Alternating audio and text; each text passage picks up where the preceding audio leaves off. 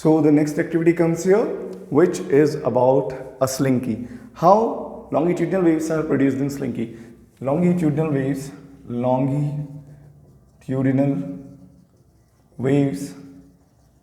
in slinky. Let's study this. Longitudinal waves in slinky कैसे produce होते हैं? पहले लॉन्गिट्यूडिनल वेव्स होते क्या हैं? लॉन्गिट्यूडिनल वेव्स ऐसे वेव्स होते हैं जिनमें कि देखो वेव कब बनेगा, जब पार्टिकल्स ऑसिलेशन करेंगे। अब वो तुम्हें कॉन्सेप्ट थोड़ा रिवाइज करना होगा कि हाउ पार्टिकल्स ऑसिलेट, बाकी उतनी इंपॉर्टेंट नहीं है, अगर किए हो तो अच्छा रहेगा।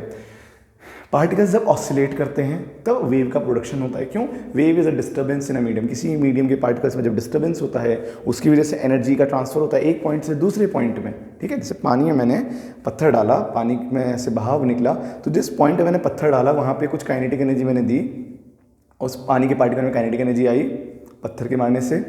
वो काइनेटिक एनर्जी पानी के एक पार्ट से दूसरे पार्ट तक चली गई। मैं देखता हूँ यहाँ पे जब मैंने पत्थर मारा पानी का वो भाग हिलने लगा, वहाँ पे वेलोसिटी आई, वहाँ पे काइनेटिक एनर्जी आई, मैंने एनर्जी यहाँ दी, इस पॉइंट से उस पॉइंट तक एनर्जी कैसे गई?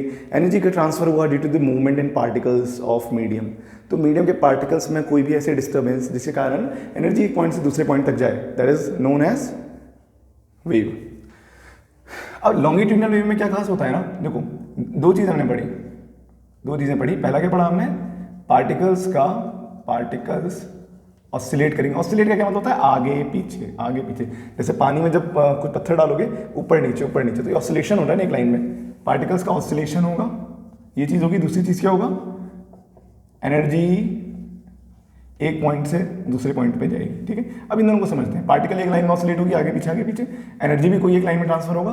पानी का केस देखोगे क्या होता है, तुमने यहाँ पे पानी में डाला पत्थर, यहाँ से एनर्जी गई राइट साइड में, और कैसे गया? पार्टिकल्स ऊपर नीचे ऑसिलेट किए। तो पार्टिकल्स के मूवमेंट का एक्सिस ऐसा है, ऊपर नीचे, जिसे एक्स एक्सिस कहेंगे।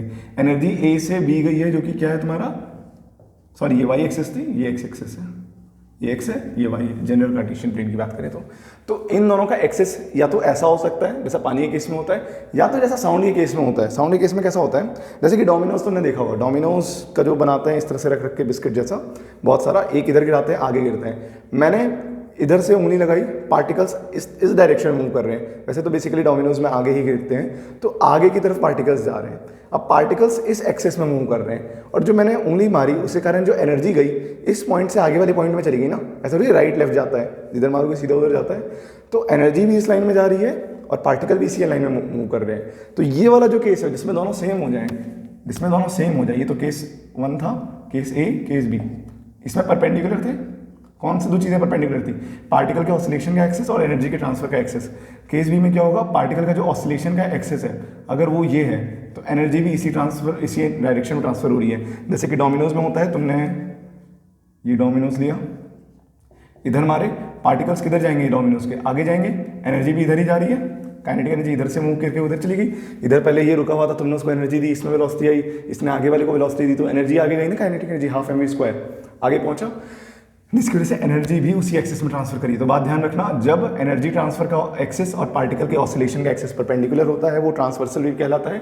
जब दोनों का एक्सेस सेम हो जाता है, पैरेलल हो जाता है, तो हम कहते हैं लॉन्गिट्यूडिनल वेव है। अब आगे बढ़ते हैं, लॉन्गिट्यूडिनल वेव को किस तरह से स्टडी किया जाएगा स्लिंकी में। स्लिंकी क्या होता है? सबसे पहले स्लिंकी एक तरह का स्प्रिंग होता है, बहुत लूज प्लास्टिक का स्प्रिंग आता है मार्केट में। ठीक है, ड्रॉ कर रहा हूँ, ये स्प्रिंग मान के चलना ऐसा। ठीक है, अब इस स्प्रिंग में देखना, अगर मैं यहाँ पे दबाता हूँ तो होता क्या है ना, सारे स्प्रिंग कंप्रेस करना शुरू होते हैं। सबसे पहले यहाँ दबेगा, ठीक है, उसके आगे ये चीज़ खुलना शुरू होगी, क्योंकि स्प्रिंग क्या आता है ना, दबाओगे तो खुलेगा, तो यहाँ खुलना शुरू होगा। लेकिन तुमने इसको दबाया ना, वो उसको आगे धक्का देगा, इधर वाला दबेगा, फिर इधर खुला, ये वाला दबा रह जाएगा। केस कैसा बनेगा? पहले तुमने इसको दबाया, ये कंप्रेस हो गया, छोटे में बना रहा हूँ पूरा सिस्टम। ठीक है, ये कंप्रेस हुआ आगे वाला जहाँ तुम दबाए, फिर नॉर्मल है, बाकी सब आगे नॉर्मल है। ठीक है, ऐसा होगा। फिर क्या होगा, थोड़ी देर बाद तुम देखोगे कि जो तुमने दबाया था वो वापस खुलने लगेगा, स्प्रिंग की खासियत है खुलने लगेगा। ठीक है, ऐसे खुलने लगा, लेकिन ये जो तुमने दबाव मारा था वो आगे बढ़ जाएगा। ठीक है, ये दबाया हुआ पार्ट आगे आ जाएगा, ये वाला रीजन बोल रहा हूं मैं, और इधर सब कुछ अभी भी नॉर्मल है, इधर तक वो चीज़ नहीं आई है। थर्ड केस में क्या होगा, तो मान लो फिर दबा दोगे इसको, फिर दबाओगे तो क्या होगा, इधर फिर कंप्रेशन होगा। मान लेते एकदम बढ़िया से कंप्रेस किए हो तुम इधर भी, ठीक है, और बीच में खुला हुआ था, अब ये वाला खुलना शुरू करेगा, ये वाला जो रीजन है, ये रीजन जो है ये खुलना शुरू करेगा, क्योंकि स्प्रिंग की खासियत है वो तो खुलेगा। अब इसने आगे वाले को धक्का दिया होगा तो वो दब जाएगा, ठीक है, और इसके आगे वाला रीजन थोड़ा बहुत अभी भी खुला ही रहेगा, ये केस बनेगा।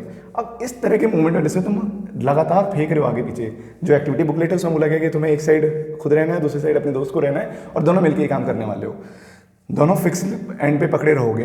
तो इसमें तुम्हें ध्यान किस बात का रखना है कि ये जो कंप्रेशन बन रहा है इसको बोलते हैं कंप्रेशन। जहाँ जहाँ पे पास है स्प्रिंग के पार्ट्स, स्प्रिंग के अंदर जो रिंग है वो जहाँ जहाँ पास है उसे बोलेंगे कंप्रेशन, कंप्रेशन, ठीक है। और जहाँ जहाँ ये दूर हुए हैं, जैसे ये वाला पार्ट दूर हुआ है, ये खाली पार्ट है दूर वाला, ये पार्ट अभी तो ये पूरा रीजन ही, ठीक है, ये वाले को क्या बोलते हैं, रेयर फैक्शन, रेयर फैक्शन। यही चीज़ें पूछी जाएंगी और कुछ नहीं पूछा जाएगा इसमें कि स्लिंकी में तुम जब बनाते हो लॉन्गिट्यूडनल वेव, पहली बात तो लॉन्गिट्यूडनल वेव क्यों है, सीधी बात है, यहाँ के पार्टिकल्स हिल रहे थे, फिर देखा मैं इधर वाले हिलने लगे, तो एनर्जी किधर ट्रांसफर हो रही है, इस लाइन में ट्रांसफर हो रही है, इस एक्सिस पे ट्रांसफर हो रही है, ठीक है। अब मैं तुमसे पूछूंगा पार्टिकल्स का मूवमेंट कैसे हो रहा है, पार्टिकल भी ऐसे ऐसे घूम रहे हैं, ठीक है, ऐसे ऐसे। तुम देख रहे हो क्या पार्टिकल, स्प्रिंग के जो पार्टिकल्स रह रहे हैं वो ऊपर नीचे थोड़ी जा रहे हैं, इधर ही लाइन में तो आगे पीछे हो रहे हैं, तो पार्टिकल्स भी इधर ही मूव कर रहे हैं, एनर्जी भी इधर ही ट्रांसफर हो रही है, तो इसमें दोनों सेम एक्सिस में, इसीलिए मैं इसको लॉन्गिट्यूडनल वेव कहूँगा। ये पूरा केस किसका है, लॉन्गिट्यूडनल वेव का, longitudinal wave. So I hope this is clear. This was so easy if you have revised something about longitudinal waves.